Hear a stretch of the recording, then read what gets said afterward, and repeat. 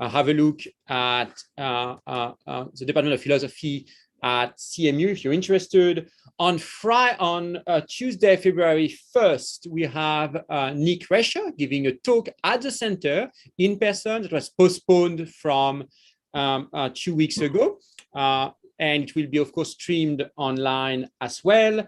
On Friday, February 4th, we have no lunchtime talk. However, there is a symposium on Jim Woodward's most recent book, Causation with a Human Face, starting at 3 p.m., from 3 p.m. to 5:30 p.m. The symposium will be in person at the center, so if you're in Pittsburgh, you're invited to join us, but it will also be streamed online and on Zoom, and you can take part of the symposium by joining us on Zoom. If you're interested in either Rescher's talk and you want to sign up for the talk online, or if you're interested in the symposium on Woodward's book, please go to the center's website and sign in for any of these events. You can go to the calendar and find ways to sign up for the events there. Today, it's my great pleasure to welcome back Naftali Weinberger, who is currently a Humboldt Research Fellow at the Munich Center for Mathematical Philosophy. Naftali was a postdoctoral fellow at the Center for Philosophy of Science a few years ago, and it was a really wonderful year to have Naftali at the center. I mean, I'm not exaggerating. It was really, Naftali was one of the most dynamic and a member of the center this year. So it was really wonderful. And today he's joining us as part of this series that we've created this year, former featured fellow or featured former fellows, I guess, FFF. And Naftali got his PhD from the University of Wisconsin on causal influence across populations. But he's been publishing a lot, and I'm sure many of you have come across his work. His work focuses on two main type of question: causation and causal inference on the one hand, and on the other hand, modeling. And often the two are interconnected in interesting ways. It's published in all the best journals in the field. Sometimes you see that as a compliment, but I think in Naftali's case, that's true. So, if you go to his CV and look at the list of publication, you'll see literally that all the best journals in the fields are there, from philosophy of science, BGPS, Erkenntnis, Synthèse, and so on and so forth. And today, Naftali will be talking about signal manipulation and the causal analysis of racial discrimination. Floor is yours, and welcome back. Oh, thank you so much, Edward. Great. So you can hear me okay? We can hear you very well. Wonderful. Okay, great. So it's really wonderful to be back, so to speak, talking to you all. Obviously, it'd be nice if I could be there in person. Though I guess it's one of the advantages of this global catastrophe. Soon, hopefully. I'll be quiet. Okay. But yeah, I guess it's one advantage of this global catastrophe that we can do more things like this. Okay, so I'm going to start with a motivating example. So imagine that someone applies for a job and they don't get it. And we want to know whether they were discriminated against, perhaps on the basis of race, perhaps on the basis of gender. In this talk, I'm going to focus mainly on the case of race. Now, you might think that from the causal side of things, the question is a pretty straightforward one. Namely, did the person's race make a difference in whether they were hired? But it turns out not to be so simple.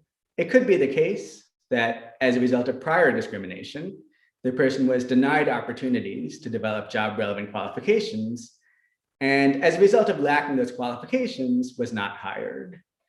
And if this was the whole story, at the very least, we wouldn't say that this particular employer discriminated against the individual.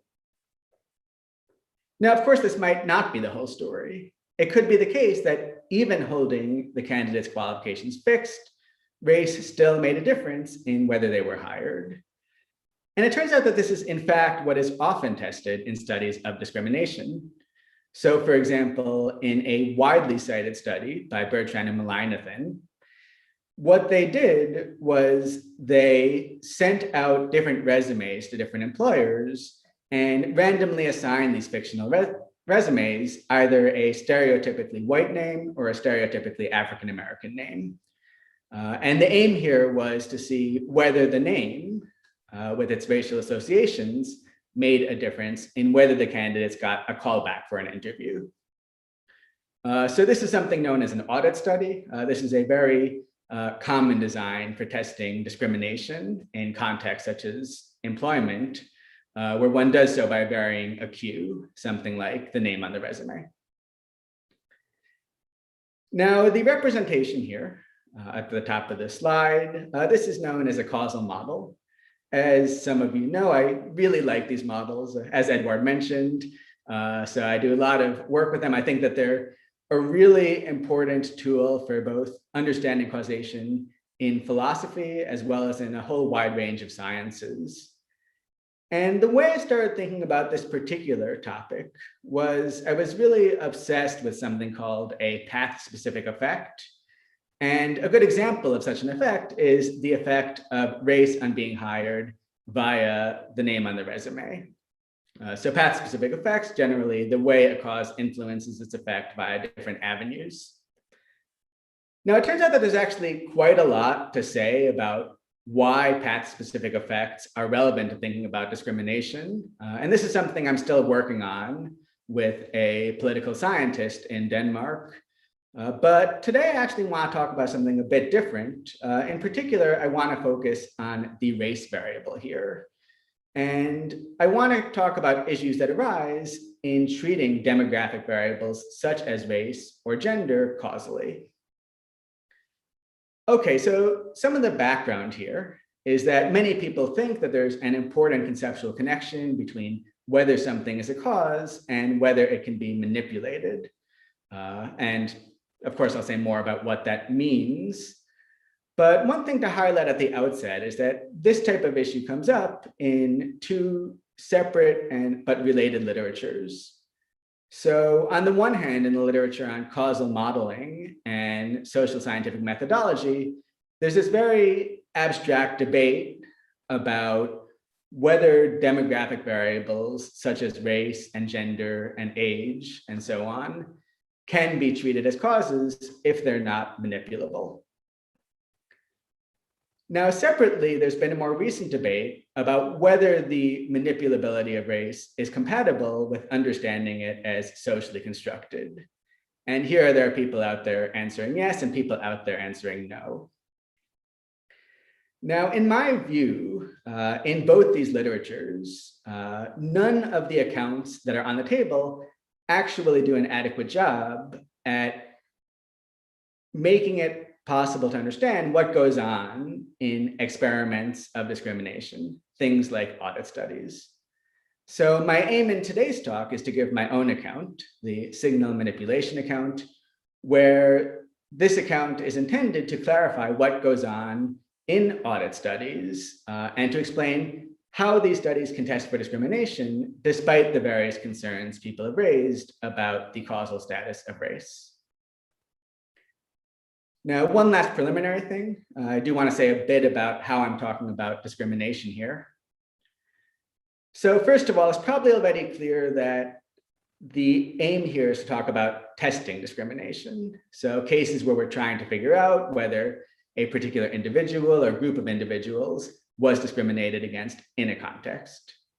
So this discussion is going to look very different than discussions of structural discrimination, where there the aim is to understand various types of unjust inequalities and not so much focus on the process that brought them about.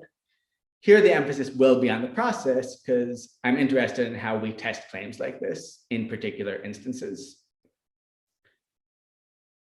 Secondly, so when people talk about discrimination, sometimes, at least in informal discussions, it's used in a very general way to mean something related to making a decision based on arbitrary or irrational grounds. So you might say someone was discriminated against because they didn't get the job and they were the best candidate, or they didn't get the job and the reason they didn't get it wasn't relevant to whether they would have been good at it. Here I'm using discrimination in a more specific way. So here, when I talk about whether someone was discriminated against based on race, the issue is not just, well, someone was treated unfairly, but it's important for the account that someone was treated unfairly based on their race. So it figures into the account that the person is being discriminated against based on some socially salient characteristic. Now, one implication of this is that discrimination in this sense is a different phenomenon than brute dislike. So if someone doesn't get a job just because the employer doesn't like them, they just rubbed the employer the wrong way, there's no further explanation, that's not discrimination in the sense that I'm talking about it. And this is important because I see this as relevant to the motivation for pursuing a causal account. So the rough idea here is that to distinguish between brute dislike and discrimination based on race, we need to say something like the person's race made a difference to how they were treated. And that sounds like a causal claim. Okay, so now that we have our preliminaries, let's get into the substance. So in this section, I'm going to explain what the issue is with manipulability and why it matters. Now, as many people in this particular audience know, one often tests claims of the form X causes Y via seeing whether it is possible to change the value or probability distribution of Y by a manipulation on X, where roughly a manipulation on X determines X's value while keeping the other variables in the system fixed. Now, crucially for our purposes, many people see manipulations as relevant not just to the epistemology of causation and not just to how do we test causal claims, but actually important for giving an explication of causal relations. So in order to be able to make sense of claims of the form X causes Y, we need to be able to at least imagine a hypothetical manipulation that could be performed on X. And the issue in the context of race is going to be, does it really make sense to think about these manipulations? Does it really make sense to talk about manipulating an individual so that you change their race while keeping all other facts about them fixed? Now, of course, whether this makes sense will depend a lot on how we're thinking about race. But in this section, I really just want to get us focused in on the notion of manipulation. Okay, so just so we're all on the same page, I'm going to walk through a very simple and widely discussed experimental design, the randomized controlled trial. And suppose we want to know whether a certain drug reduces the risk of heart disease. So oversimplifying things a bit, what we would do, we'd take a bunch of people, we would randomly assign them to either the treatment or control group. The treatment group would receive the drug, the control group, the placebo. We'd wait a bit and then see how many people got heart disease. And if it's the case that a smaller percentage of people in the treatment group got heart disease than people in control group, and we can assume that these numbers are in fact representative in the statistical sense, well, then this provides evidence that the drug did in fact reduce the risk of heart disease. So obviously this is just a schematic illustration, but what's really important, and the reason why I'm bringing this in today, is I just want to explain, why this works and what is this doing. And taking a step back, when we're doing causal inference, we're basically trying to distinguish between two types of hypotheses. Namely, is it the case that taking the drug causes one to have a reduced risk of heart disease? Or instead, is it the case that learning someone took the drug is merely evidence of their risk to get heart disease? So one could imagine some drug where mainly wealthy people take the drug. So learning someone took the drug provides some evidence that they're wealthy, and wealthy people are less likely to get heart disease whether or not they take the drug. So that would be a merely evidential relationship. And randomization is aiming to eliminate that by making the case that whether someone takes the drug or not is just unrelated to any fact about them, whether it's their wealth, whether, whether it's any other property of them that would predispose them to get or not get heart disease. So as a result of randomization, in the statistical limit, the treatment and control groups will be the same in all causally relevant properties.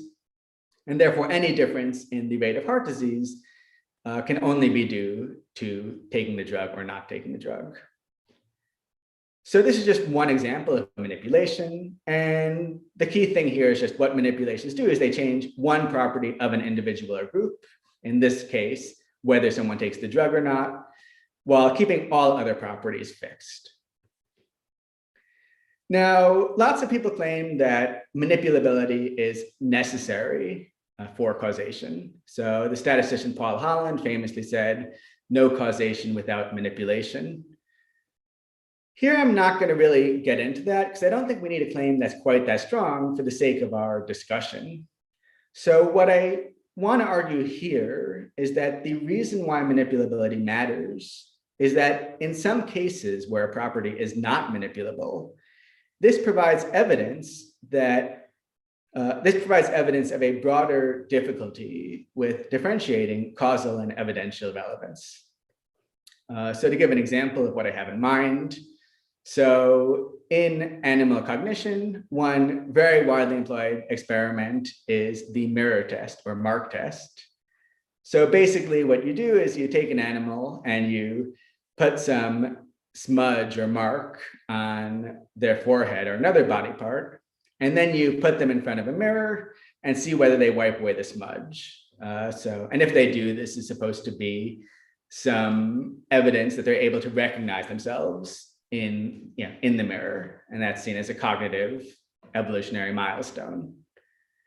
Now, this has been widely employed for many animals, and it's known, for example, that dolphins do pass the mirror test, while cats do not pass the mirror test, or at the very least, cats do not comply with the mirror test. It's kind of hard to tell. Now, suppose we were to ask, well, did being a dolphin as opposed to being a cat cause some particular dolphin, say Flipper, to pass the test?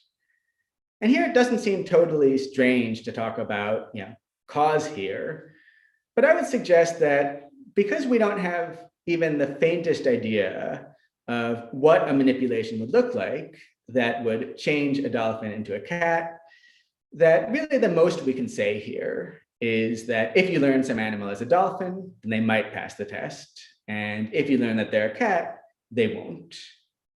So that there's not really a more rigorous way to spell out this causal notion here. Now, if there are some people in the audience with reductionist tendencies, maybe you're already thinking that one day scientists are going to discover some mirror test neuron in cats. So when you activate it, suddenly cats can pass the mirror test. And this would change the details of the example. But the important thing here is that things might not turn out that way. So it might turn out that if you just want to know why do some species pass the test and others don't, there's really no counterfactual causal explanation. The most you can say is you can look at these long and complicated different evolutionary histories. Okay, so the lesson I draw from this is that the reason why manipulability matters is that in some cases, like the one I just described, where a property is non-manipulable, this is indicative of a more widespread difficulty in differentiating causal from evidential claims about that property. And the idea here isn't new to me. So for example, Woodward in Making Things Happen, he talks a bit about the distinction between same object and different object counterfactuals, where there's a similar idea here about being able to evaluate counterfactuals that are relative to the same individual. So it's an idea that's been out there, but certainly one that over the years I've come to appreciate a lot more as important for thinking about different types of debates involving causation. Now, for our particular discussion, this is all going to matter later in the talk, because later when I'll be considering, whether it's fruitful to model race causally, the issue will be precisely this. The issue will be, can we make sense of a distinction between causal and evidential claims about race. Okay, so before we get there, let's talk a bit about the different tests for discrimination and different ideas about how these might work, despite concerns about the manipulability of race. And I should say that I'm going to talk about a bunch of approaches, but I'm not going to first describe all the details of all of them and then give my own. Instead, the strategy in this section will be to get to my account as quickly as I possibly can, and then contrast it with the other approaches and illustrate the differences in that way. But just so you have some idea of what's out there. So one approach out there is to claim that race is in part biological and can be manipulated. So here I have in mind, in particular, a paper by Alexander Marcellesi, where he imagines some hypothetical science fictional manipulation where one intervenes in some fetus in utero, somehow changes their genes so that they're then born as an individual of a different race. Now, I'm going to put this account to the side pretty quickly.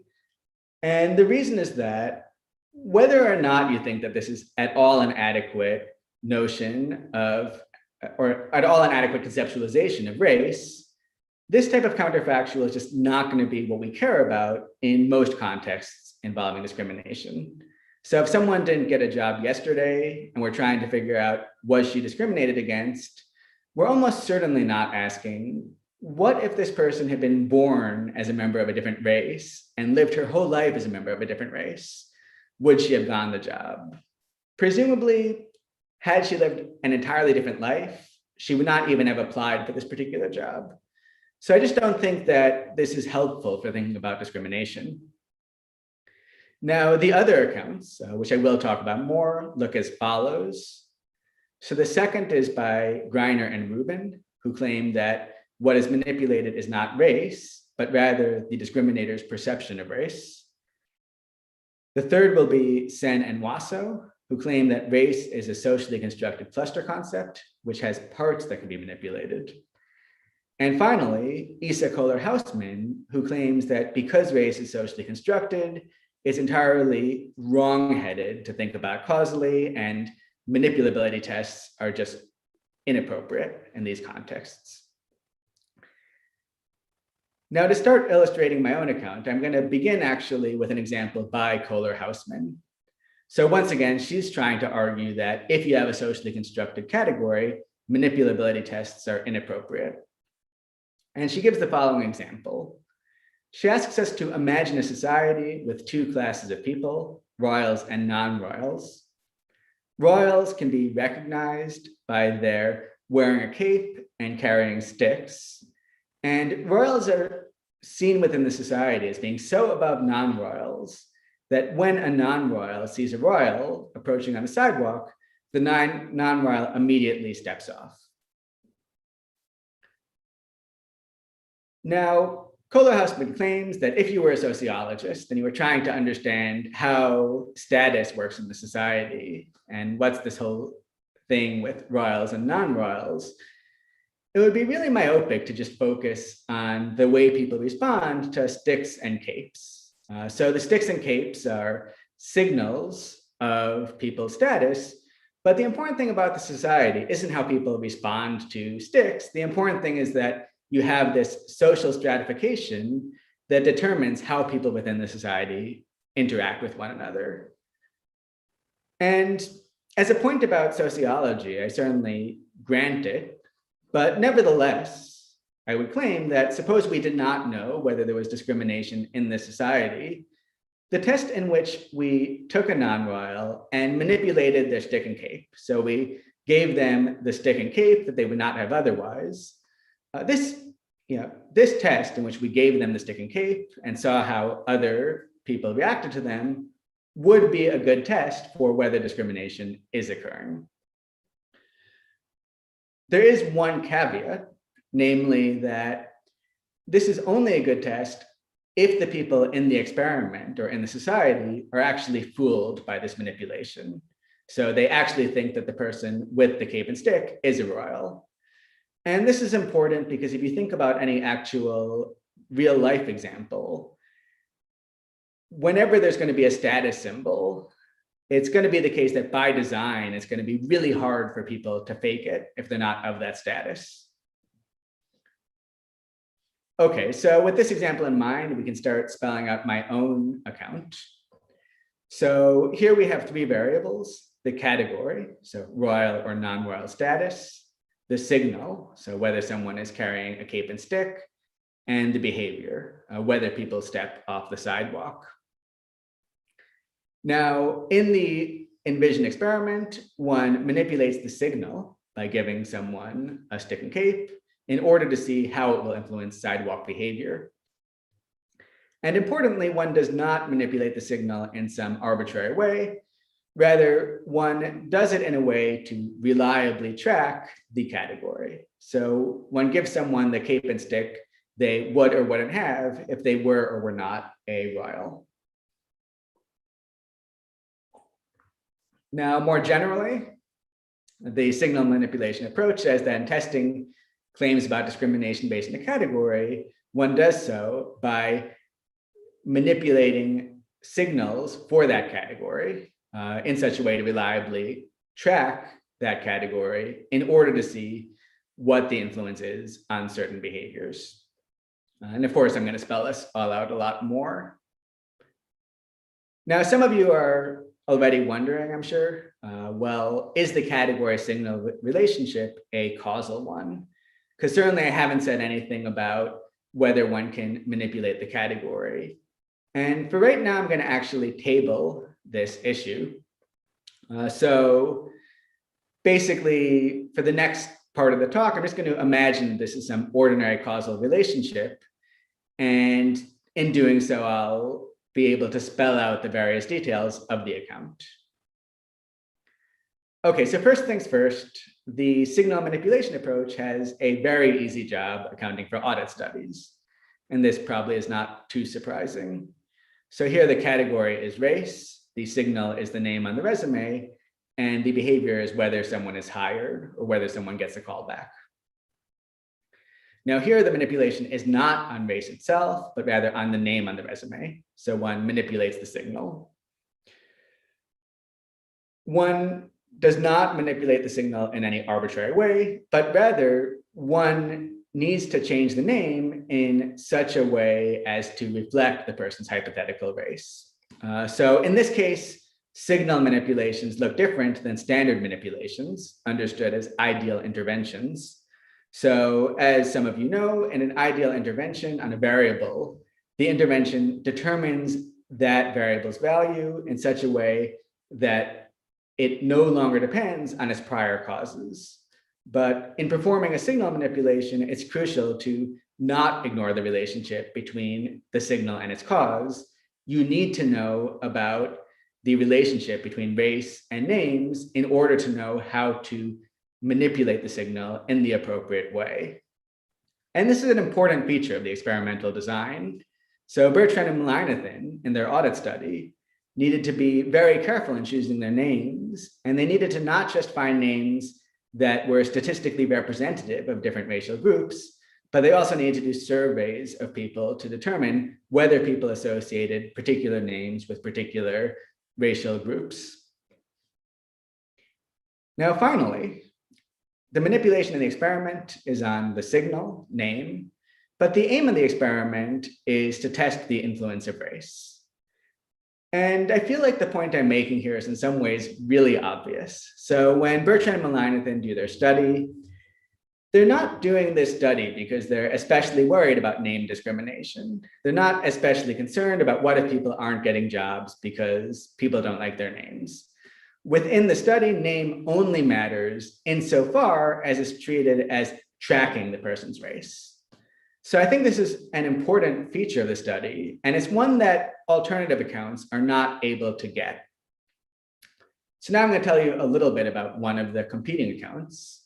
So this is Sen and Wasso's Race as a Bundle of Sticks. So a bit of background here. So Sen and Wasso, like me, they're interested in issues of manipulability, and they're also trying to understand various types of discrimination experiments. And what they claim is that the whole idea that race is not manipulable is based on the false assumption that race is biologically essential. And once one abandons that assumption and realizes that race is a social construct, well, then one sees that it is possible to manipulate it. Now, in a bit more detail, what they claim is that on the constructivist picture, race is, quote, most accurately understood as a composite measure that can, in some cases, be disaggregated into constitutive elements. And their point is just that at least some of these elements can be manipulated. So there's obviously a lot going on here. And here I really am just going to talk about the relevance to audit studies. So in the case of audit studies, what these authors would say is that name is a part of race. So to use their metaphor, name is a stick in the racial bundle.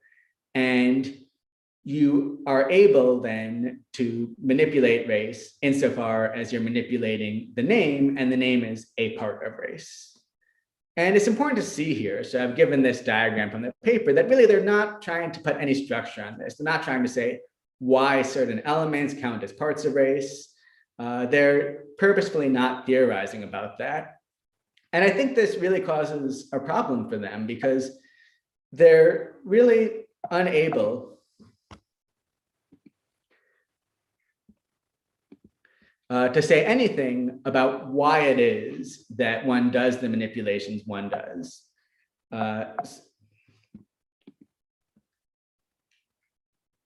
So as we saw with the signal manipulation approach, it's important to change the name in a particular way and change the information it conveys about race. And simply saying that name is a part of race doesn't really illustrate why that's the case. So one way to put the point would be that while they would say that the name is a part of race, I would claim that the name is a proxy for race. And of course, you might have questions about what exactly that means, and we're going to get there, but I still think this is a more helpful picture for understanding what actually goes on in the experiment. Okay, now another competing position, which I'm a bit more sympathetic to, is Greiner and Rubin's. So Greiner and Rubin suggest that in understanding claims about discrimination, we need to see that the cause is not race and the thing we're manipulating is not race. Rather, what's being manipulated is the perception of race. So Greiner and Rubin are coming from the potential outcomes causal modeling tradition and are very focused and clearly defining the cause. And their basic account is that the relevant cause here is the perception of race by the potential discriminator, be it the employer, be it a police officer, be it a juror. Now, I think that there's definitely something that this proposal is getting right.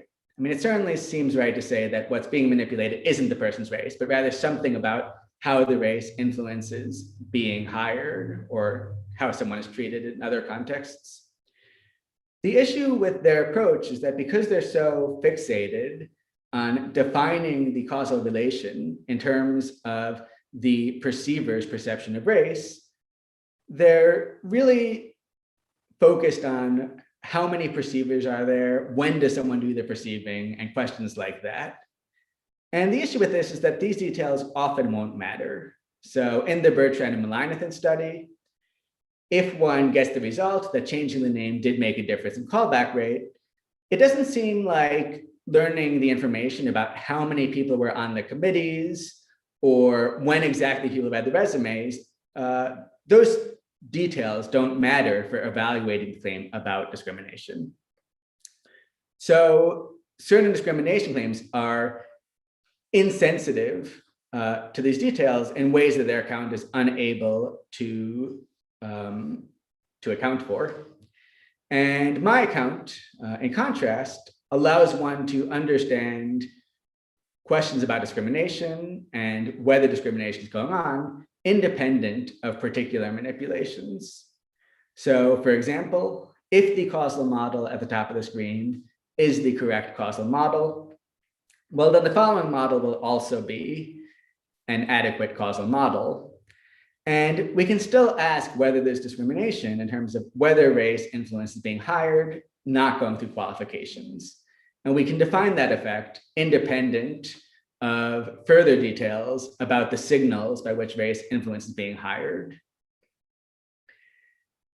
Now, I see this advantage as also being relevant to thinking about possible generalizations of my approach. So just to give one example, in a study by Grager and Ridgway, they are testing whether police discriminate in traffic stops against minorities. And the way they did the study was they compared nighttime stop rates and the racial disparities in those stops from daytime stop rates. And the idea here was that at night, police officers are unable to detect the drivers, whether the driver is a minority or not, before stopping them. So seeing the racial disparity in traffic stops at night gives one a baseline against which to compare the daytime stops to see whether cops are discriminating during the day. So the signal manipulation approach will very easily be able to understand this type of study, because what's relevant here is whether information about the driver's race is being transmitted to the cops. And you just don't need to know any further information about exactly how it's transmitted. Okay, so I'm hoping that by this point in the talk, I've convinced you that I have a simple and straightforward way of understanding audit studies. And if I'm lucky, you're also convinced that my account does better than the alternatives. What I want to do in the rest of the talk is to raise some concerns that arise from thinking about what race is. And in particular, I'm going to consider two objections claiming that if race is socially constructed, then my account and possibly other causal accounts will not work. Okay, so the first objection claims that I distinguish between the category and the signal and say things like the signal is a proxy for the category. And the objection is that this is incompatible with thinking of the category as being socially constructed. And the underlying assumption here is that if a category is socially constructed, one shouldn't model it independently of its social manifestations. And I think you can see this assumption implicitly in the bundle of sticks account by Sen and Wasso. So the whole reason why it seems plausible to them to say that if race is socially constructed, then it's just a bundle of sticks, that it's nothing over and above its various social manifestations and ways to manipulate it. The whole idea of that seems to be motivated by this type of assumption, that it would be illegitimate to talk about race as independent of the various ways that it's manipulated. Now I'm going to argue that this assumption is false. And I'm going to use an analogy. So clearly, within our society, authentic artworks, as opposed to nearly indistinguishable forgeries, that authentic works of art are seen as more valuable than nearly indistinguishable forgeries. Now, this is obviously not an intrinsic feature of the work of art. One could imagine other societies in which art was valued differently. But that's just not the society in which we live in. Now, suppose we didn't know about whether authenticity mattered for the amount people would pay for a work of art. Well, there would be no possible intervention where one took a forgery and manipulated it to change it into an authentic work of art. That's not a possible manipulation. The only way you could test it would be to manipulate signals for authenticity. So there would have to be a huge conspiracy where I'd go to the auction house and get them to list a forgery as an authentic work of art. And presumably that would significantly change the price. So we have a case where we have a concept that is of a concept that's a social construct, and that we can only test the effects of authenticity by manipulating its signals. But nevertheless, I claim, we should not say that authenticity is nothing except for its signals. So within the socially constructed theory of value, what matters is not whether people believe a work of art is authentic, or whether there are signals for its authenticity. What matters is whether it is in fact authentic. And what I just need from this example is this idea that even though authenticity is socially constructed, we still can perfectly coherently talk about whether a work of art is in fact authentic. And I think once you see this, the whole objection just collapses. So the following two claims are compatible. On the one hand, we can claim that race is a non-intrinsic feature of individuals that's only meaningful within a society with particular practices and a particular history and so on and so forth. So saying that is totally compatible with talking about whether signals accurately track one's race. So we could still think that it matters, not just whether people are identified as being of a certain race, but whether they are in fact of that race, where in fact is spelled out in terms of the complex set of norms and categorizations employed by that society. And once you see that these two things are compatible, then it becomes clear that there's no incompatibility with talking about the category as independent of its signals and believing that race is a social construct. So that's that for the first objection. For the second objection, I'm actually going to switch for a little bit talking about gender, in part just because I have an example I like. So this example goes back to the 2016 presidential election. So sorry about that. And in particular, this goes back to the first presidential debate between Hillary Clinton and Donald Trump. Now, basically, most mainstream commentators of that debate thought that Hillary had come out ahead, that she had won the debate. But there was still a lot of discussion that things were closer than they expected. Trump did better than people thought he would. And some people are suggesting that even though people thought that Hillary won, there was still sexism involved, because given the huge disparity between the candidates in terms of, say, their knowledge of foreign policy issues, had Trump been a female candidate, there's no way he could have gone away with any of that. So to test this claim, some NYU professors commissioned a play in which they did a gender swap. So they hired a female actor to play Trump and to say his lines and imitate his gestures, and a male candidate to play Hillary and to do the same. And they had an audience of people, and they had them fill out a questionnaire about how they responded to these candidates. And quite surprisingly, the members of the audience reacted worse to the male version of Hillary Clinton than people had to the original. And when you look at the questionnaires, people say things like, yeah, he was kind of weird. Like, why was he smiling so much? Yeah, it was really strange. Now, one reaction you might have to this is that this somewhat informal experiment showed that, in fact, there wasn't gender discrimination here. But if you think about this for a bit, you'll start to realize that, well, facts about whether Clinton smiles, those are not independent of her gender. So within our society, there are different norms for how much men and women are expected to smile, how people react to their smiling, so on and so forth. So one can't treat whether she smiles as independent of her gender. It's actually part of the gender conforming behavior. So one reaction you might have is, well, this experiment was just the wrong one to do. Instead, what they should have done was not only changed the lines and the gestures, but also adjusted them in gender appropriate ways.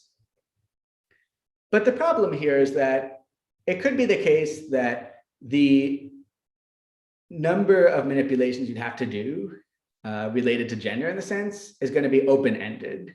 So when you have these candidates, they're so closely identified with their demographic identities, it might be that to sort of change Hillary's behavior in the appropriate way, that would be so that in any case where there's a reflection of gender conforming behavior, that you're just going to end up changing almost everything about how she's interacting with her audience and moving through society. And once that happens, I think there's going to be a real question about whether we can really still talk about these as localized manipulations. So this is the second objection, which I call the objection from holism. This is my attempt to understand what people like Kohler Houseman say when they say things like, there's no way to change a person's race without changing everything about them. So I think this is an example where that type of concern is made more salient. Now, in terms of this objection, to some extent, I actually grant it, which is that insofar as it's the case that, in fact, the list of manipulations is open-ended, we won't be able to distinguish between the claim that Clinton was treated in such and such a way because she was a woman and the claim, here's how female politicians are treated within this society. So I think that in the extreme, when you have very holistic cases, you will not be able to distinguish between causal and evidential relevance.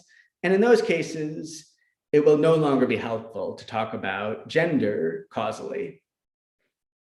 And the point here isn't that we don't care about the second concern. We, of course, also care about claims about here's how female politicians are treated within the society. The point is just that in this case, I'm claiming it's no longer fruitful to talk about gender causally. But fortunately, not all cases are like this one. So we saw in audit studies that it was entirely possible to talk about fairly localized manipulations that change the signal by which a particular individual learns about someone's race or gender. So we see that whether it's fruitful to model demographic variables causally will depend on whether it is possible to manipulate the signal in this sense. So is it possible to manipulate the signal independent of other features about the individual? And the point here isn't to say that the holism concern is not a real concern. I think that outside of extreme cases of the Hillary Trump case, it's going to still come up in lots of scenarios. So you can imagine that someone who doesn't get a job and it's claimed, well, they're not getting it, had nothing to do with their race or gender. It's just that they told an inappropriate joke at the interview. Well, in that example, it seems fair to ask whether telling an inappropriate joke really is independent of these other features. Whether a joke counts as inappropriate and who's allowed to tell a joke and how people respond to it, those are not necessarily independent of people's status and identity. So I do think that this type of concern really can arise in lots of cases when you look for it. Now, at this stage, you might be wondering something like the following. You might say, okay, I grant that in contrived artificial experimental cases like audit studies, so in those cases, we can fruitfully talk about race causally, but those are clearly artificial cases. I've just admitted that the real world is not going to be that straightforward. It's going to be a lot messier. So you might wonder, well, okay, sure, we can model these cases causally using the signal manipulation approach, but what's the point of this whole intellectual exercise? And here's where I want to return to something I started the presentation with, which is I see it as extremely important to be able to distinguish discrimination from brute dislike. And I think if we go the Kohler-Houseman route of extreme holism, we're not even in principle going to be able to make this distinction. So if it's the case that you really can never talk about changing someone's race independent of any other feature about them, then you won't have any basis for distinguishing discrimination from brute dislike. In contrast, in cases where you are able to interpret them causally via the signal manipulation proposal, In those cases, it will be possible to make such a distinction and therefore answer some of the legal and normative questions we want to answer.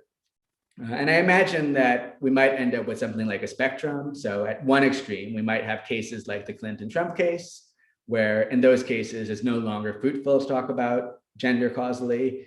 At the other extreme, we have audit studies, and there's going to be lots of in-between cases. But nevertheless, having some clear-cut cases is going to be helpful for thinking about how to model those messier cases. Okay, so to conclude, in this talk, I've aimed to reconcile the legitimacy of discrimination experiments with various challenges to causally understanding race. And there have been lots of moving parts, but at a very general level, I see this as involving a balancing act between, on the one hand, wanting to understand how race is experimentally tested in context of discrimination, but to do so without oversimplifying it and saying things like race just is this one variable you've manipulated in this particular context. And I see the signal manipulation proposal as being very well suited for doing this in a general way, because it allows one to both very easily understand studies such as audit studies, while also allowing that things can get a lot messier and that beyond a certain point, and in certain cases, it might be no longer fruitful to think about race causally. So I guess that probably by this point in the talk, which is, by the way, we're pretty much at the end, you've probably realized that my way of talking about this is a bit different than a lot of the literature I'm engaging with, in the sense that lots of the literature is framed in terms of the question of, is race a cause? And instead, what I've sought to answer is something like, well, in which cases is it fruitful to analyze race causally, as opposed to the cases where it's not? And that's certainly a different question than is race a cause. But ultimately, I'd suggest that it's the question we should be interested in if we're interested in understanding discrimination experiments. So thanks. Thank you very much for this great talk. So let me tell the audience how we're going to be working for the Q&A. If you have a question for Naftali, please go down to the bottom of your screen and write your name in the Q&A text box. And then I will promote you to participants to the webinar, and you'll be able to ask your question directly to Naftali. All right, so give me a few seconds for me to be able to do that. All right.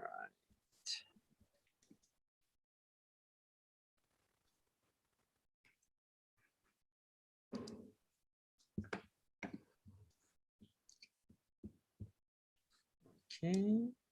Good. Heather, please go for it. Oh my goodness, I got there first. Okay, thank you for your talk. I wanted to ask you about your first objection, because it seems to me really weird to say that authenticity is not an intrinsic feature of artwork. A piece of artwork is or is not authentic, and it is about the artwork. And in the field of aesthetics, it's treated very much as an intrinsic property. So if authenticity is an intrinsic feature, then we're still left with this problem of how to think about race. And the analogy doesn't actually work. And I'm wondering whether or not the worry about talking about something as a proxy for race versus a part of race, which I really like that sort of conceptual distinction, is that if something is a part of race and race is at least in part socially constructed, then it is this kind of complicated thing. You should check whether or not your manipulation is actually getting at the thing that you're worried about, which is about how race as a perception works in society and might discriminate or oppress. And then if you talk about it as a proxy for race, you're assuming there's this thing that's there. It sort of reifies it. And I wonder if that's the worry that people would push back against and say, like, no, we don't want to talk about a proxy for race because we're not sure there's like a thing there that this is standing for that's like so clear. Great. Yeah, there's a lot there. And I'll raise at the outset, this is something I've lost quite a bit of sleep about this issue about. Right, so is it right to say authenticity is a social construct? Because yeah, there is a fact of the matter about whether something's authentic. That's the whole point of studying it. It's just that the value ascribed to authenticity is a social construct. So I do see that there's a disanalogy, and I have worried about this, and I'm not yet convinced that it is a disanalogy in the sense that it's a disanalogy, but I'm not sure that it undermines the work I'm trying to do with the example. It still seems to me that, so it is true there's going to be this difference between race and art, and the claim is not going to be that they're exactly the same, but that the minimal point I'm trying to get is that just because something is socially constructed doesn't undermine being able to talk about or theorize it, independent of its various manifestations. Now, exactly how to understand that relationship, I grant I haven't given a full account of that. That's going to be really complicated, but and I do think what you're saying about reification is what people would say, but I'm trying to push back on that. I'm trying to push back on this idea that we need to say that if I'm including in the model this other variable, not just the signal, but the category, that commits me to reifying it. And I think as long as I can convince people that I have a way to think about it without the reification, that's what I'm trying to get to. So, right, and this sort of like gets at the issue of, you sort of raised the question of if you have the bundle view, how do you decide, what to manipulate, right? Mm-hmm. Yeah. And then you could just do it pragmatically. What can be manipulated in your context? If you're doing audit studies, which I would suggest are real world studies because they send those CVs to real firms, right? Like it is real world, depressingly enough. But the thing to manipulate is the name, right? Like that's really clear. Other studies could manipulate different things that are available to them. Mm-hmm. So, like speech pattern might be manipulable over the phone or things like that. Or zip code can be a thing that's manipulable. If zip codes are known in that particular context to be tied to racial differences, right? So there's all kinds of things we could manipulate and just say like, well, we manipulate that which we can get a handle on depending on what context we're studying the stuff in. And so then it's not, it's a pragmatic decision. Maybe. Well, so I'd say that both their account and my account at least allows for that to have multiplicity. So I do want to allow that there's lots of different ways that race can influence a certain way, and there could be lots of different signals. And as I've tried to suggest, I think one advantage of my account is to allow some insensitivity to the particular signals. But I still think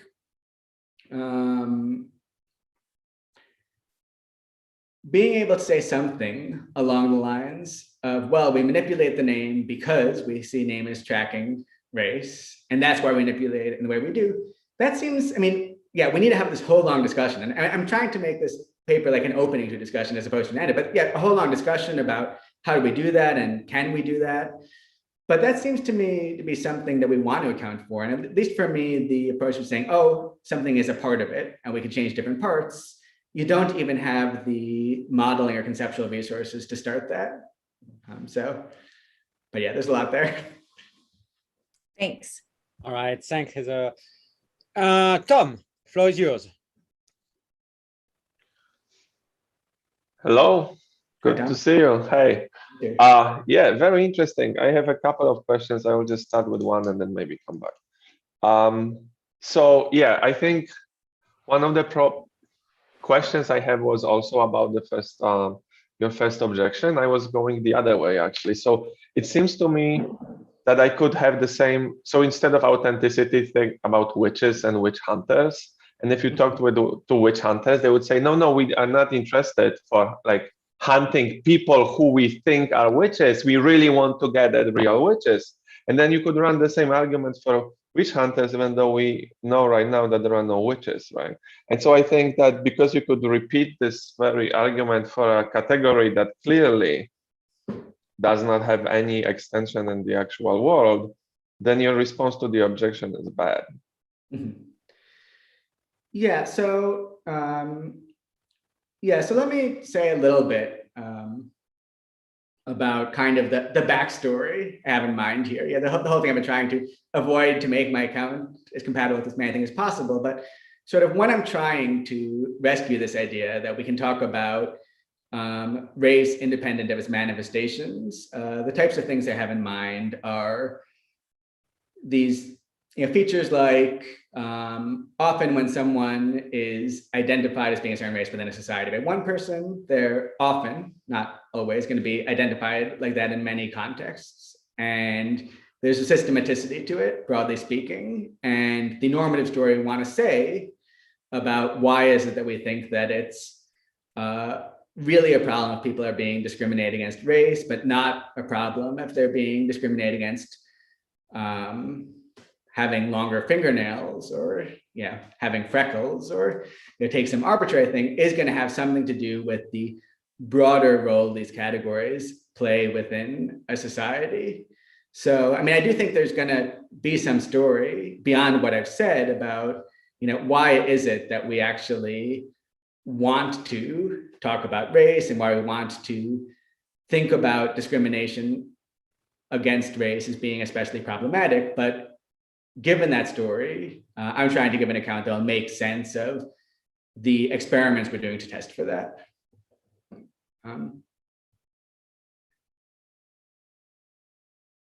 Do you want to follow up? I think we've got a bit of time. Oh, we have time. I have other questions. Is that okay? But, okay, so I'll keep you in the loop, okay? Okay, good. Great. Sherife, go for it. You see, we were projecting you at the center, so that's why we can see ourselves in the screen. We can't hear you, Sherife. Can you hear me now? Yes. Hello? Hi. Okay, great. Thank you for your talk, Naftali. I really enjoyed it. And I really like your signaling approach. And in some regard, my question may not necessarily apply to the way that you are modeling, because it has more to do with like kind of real life connection. So when we think about these different signals of race, I think there are a number of intersectional factors just come in. So like someone facing discrimination on the basis of dialect, or like when we use that signal, might be different if they are wealthy or unwealthy, or it might be that reaction might be different in the context of the religion they are or the social status they belong. In other words, like there's a relationship between these different signals and how we perceive those signals in the context of race. How does that work in your kind of modeling efforts, or have you thought about this kind of intersectional dimension at all? Oh yeah, no, it's a terrific question. I'm going to answer it in two parts, because at least there's two questions someone might have here. I mean, one question is something like the following. Let's say there was an example where we wanted to distinguish between whether it's discrimination based on race versus discrimination based on class. So this goes a little bit in a different direction, because here you're trying to separate them. And then you'd say, well, how does my approach solve that problem? And the perhaps disappointing answer is my approach doesn't address that problem. I mean, it's in building the experiment, there are decisions that are made about how to vary the signals. And it's not like Bertrand and Melanathan, we're not trying to compare people of similar classes, but that was an input to the experiment. The experiment presupposed claims about what counted as race as opposed to class, as opposed to testing it. So in terms of that type of question, my answer is something like, experiments like audit studies can't distinguish between race and class, but that's just not what they're designed for. Now, in terms of intersectionality, and this issue of, there's going to be so many different manifestations of race, and how does race intersect with gender, and how even different, you can get very fine-grained. Mm-hmm. And at least if I'm understanding, and I see this as closely related to the holism issue. I mean, there's going to be this concern where for any category you give, the world will be a lot more complex, and you'll say, okay, here's a case where someone was, treated differently based on race, but someone else who, for some really idiosyncratic mix of properties, they were able to do the same thing and kind of get away with it. And right, so there's going to be, I think, lots of real world things. This increasing holism where does it really make sense to distinguish these? And as I said, I do take this seriously. I think it is possible. The more real world you get, and the less you get away from particular questions, the more you get away from, okay, was this person discriminated against in this particular context by this particular person, the more these issues will arise. Mm-hmm. And I see the kind of approach here is in trying to find a set of cases in which we can at least get clear judgments, at least in the artificial cases. So at least in cases where, say, there's a particular anti-discrimination law, and it says you're not allowed to take race into account in this decision, and we need to be able to test whether people are being discriminated against race there. And I think it is important to start by explaining why we're still able to test for race in those cases, despite, the complications that arise in the more complicated contexts. So that's great. That's great. Thank you. Thanks, Shafid. Tom, do you want to be next? Yeah, gladly. I mean, I saw Shoshi. She's she's a part of the center now. Oh, okay. He's part of the center now. Okay. Yeah. So wait, what else did I have? So this is partially clarificatory. Could you repeat the difference between yours and the perception one? Great. So first of all, I saw your request to put up the slides. I just sent it, hopefully. Oh, nice. Thank you. But I sent it to Edward twice first. So yeah, in case you like the talk so much, Edward, now you have 2 copies. Yeah, so the difference there is that for them, for them working within the potential outcomes framework, which I just sort of said in the background, because it's sort of, we don't need to get totally into the details here, but for them really, it's very important for their account to define the cause variable and to define the cause variable as the perception of race, where you need to then say it's the perception of race by a certain individual or group of individuals.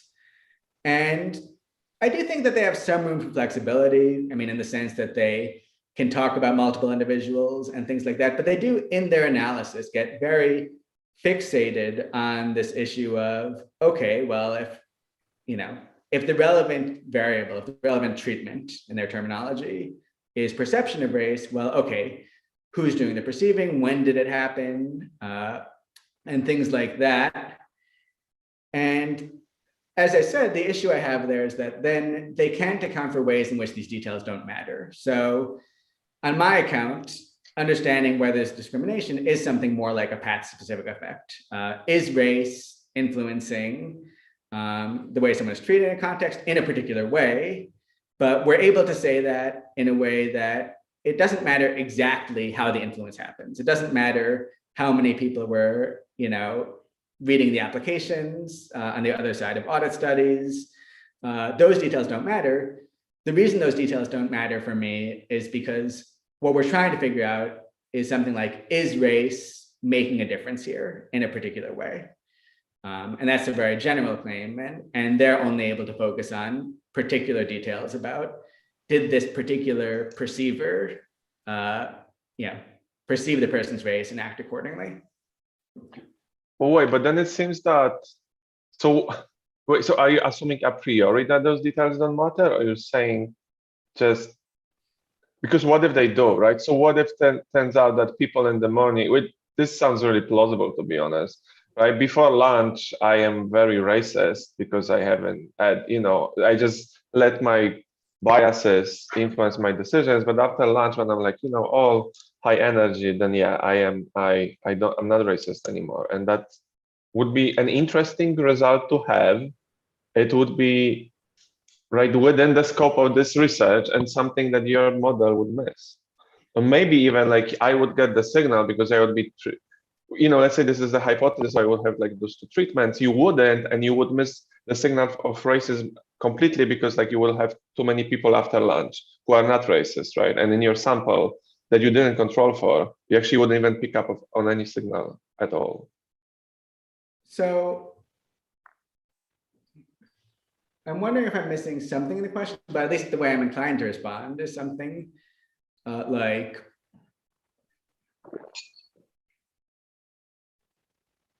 so when I say the details don't matter, I'm not saying that sort of they don't ontologically or counterfactually matter, but the claim is that, so in trying to establish, so, I mean, I think here the audit studies is just a nice example where you discover, or you do discover that when you change the name in a way, that Bertrand and Melanathan do to change the different race codings, you get a different callback rate. And that is the result, and it's widely replicated in lots of different ways. And I would claim that the ability of that result to provide evidence for discrimination just doesn't matter on whether you know about all of the intermediate steps. I mean, the claim isn't that knowing the intermediate steps couldn't be helpful for making predictions, or, but just that in terms of thinking about the study and thinking about, does the study establish or at least provide evidence for discrimination, I'm asserting, I don't think a priori, but I'm at least asserting that assertion is insensitive to these further details, even if you might be interested in the further details. Yeah, we leave it at that, Tom, for now, because Sure. Colin has joined us. Colin, go for it. Hey, Naftali, good to see you. Hey, Thanks for the talk. I don't know, this question may just show that I'm not quite understanding the proposal, or maybe it's just completely compatible with the proposal. I'm not quite sure which. So, but I was actually thinking about the mirror recognition test, where it doesn't seem quite right to me to say that species is the right thing that's determining the response here. I mean, the species is serving, rather than thinking of the things that we might use to identify species as proxies for species. I was thinking the species itself is sort of a label or an umbrella term for a whole cluster of things that might be relevant to the test. And in this way, it sounds a bit like the stick and bundle story, right? And race, right? But it's not so much that the experiments are using name as a proxy for race, but that rather race is an umbrella term for a whole bunch of things which we don't, as you just said, don't really care to distinguish between and for particular purposes, right?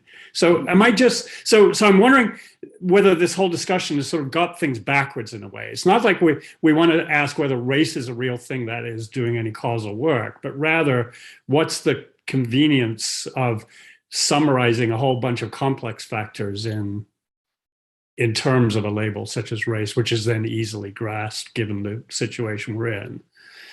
So am I just restating what you're saying, or am I turning it around in a way and saying, look, the whole question of cause here is not to sort of worry about this ontological question about what race is, but really just to identify a bunch of things which happen to cause discrimination in some combination or other. Yeah, so I think there's a few things going on here, and let's see if I can shed some light. So yeah, the claim I want to make in the sort of animal study, and of course you know more about those experiments, but the idea is something like just trying to understand why it matters, or what's at stake when we're trying to say, can we think about this causally or not? And of course I am making certain assumptions about causation, it's basically something like a counterfactual interventionist account or something in the vicinity of that. And the claim is something like the usefulness of trying to model things causally comes up in contexts where we are able to talk about, well, what if you manipulated this and changed this part of the system independent of others, as opposed to cases where you just say, well, what if this thing was that thing? Or what if you just replaced one thing with another? And the assertion I'm just making is that in cases where you just say, well, what if this thing was that thing, that those are not causal claims. So those are at least not doing the same work. Now, it's a very quick and maybe too quick example in the sense that, as I sort of pointed to, it's you might start to then think there's a further discussion to be had about really, yeah, maybe species is the wrong thing, and maybe in fact there are, other more particular details that would function more like causes. But there I was just trying to, in a rather informal way, get this idea out there that, if you really thought that there's just nothing to say about, some animals pass, some animals don't, and it's not like just, at the other extreme, the mirror test neuron, that's going to be the point at which I'm going to claim, well, we shouldn't talk about causally. We shouldn't talk about causally, at least in scientific contexts. Now, in terms of the other part, I think there's a question here about, I think you're picking up correctly on a sort of move I'm making where I'm trying to partly distance myself from the ontological story and trying to kind of allow that as long as we can understand race as functioning a certain way, that will be good enough without, having to make much stronger commitments. But I do think, I would say, and again, also just to attack the bundle of sticks people, I do think you still need to, even in a pragmatic story, say quite a bit about why you really want to think about race and model it and analyze it in certain ways and show that it's doing certain work and understanding the experiments or in various types of theorizing. Yeah, good. I see there's another question, so we'll pick this up later, but thanks, Naftali. Right, thanks, Colin, for joining us. Okay, Sebastian Vance, you are the last one. You have the last question. Go for it. Thank you so much. And thanks, Naftali, for the great talk. Really cool. You know that I like it. What I wanted to say, and there's been also a question at the end. One thing is coming back to the intersectionality thing. I just wanted to say that I posted in the chat an article that I wrote on ethnic and social class discrimination, where I kind of try to use a signaling approach to kind of disentangle social class discrimination from ethnic or racial discrimination. So that might be of interest to people. And then the question I think is how important you think, Naftali, it is to think about these. Like, should we spend a lot of time thinking about these confounding signals and try to disentangle them? What do you think? Is that important at all? Or would you say, you could also argue that, thinking about race or social class, not in terms of confounders and other correlated variables, not so much as confounders, but as variables where one signal is carrying other signals, and that's just the way it is in reality. So we would not want to control for these confounders because we would then control away the reality of discrimination. You know what I mean? That was And I think we're on the same page. My simple English, sorry. No kind of problem. I think we're on the same page, and I do worry about this. I think, I've tried to get as far as I can while studiously avoiding saying whether you in fact could manipulate race, just because I think that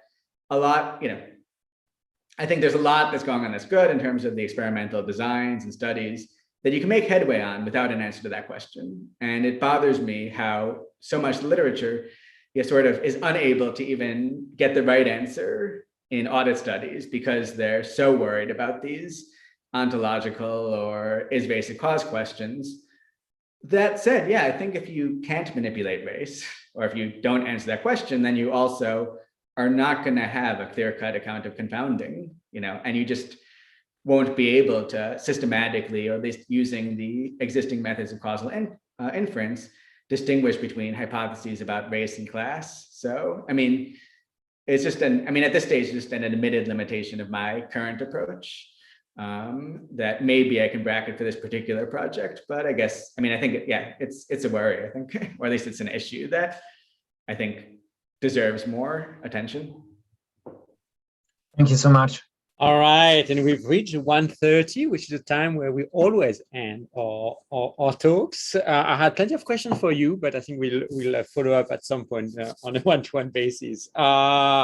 That was a great talk, and I'm really delighted this topic gets more attention. So thanks for joining us, Naftali, and thanks to everyone for attending this lecture. Remember, there's no talk on Friday, but the next talk is on Tuesday next week, both in person and on Zoom. Thanks, Naftali. Thank you so much, everyone. Talk to you soon. Okay, very good. Bye. Bye.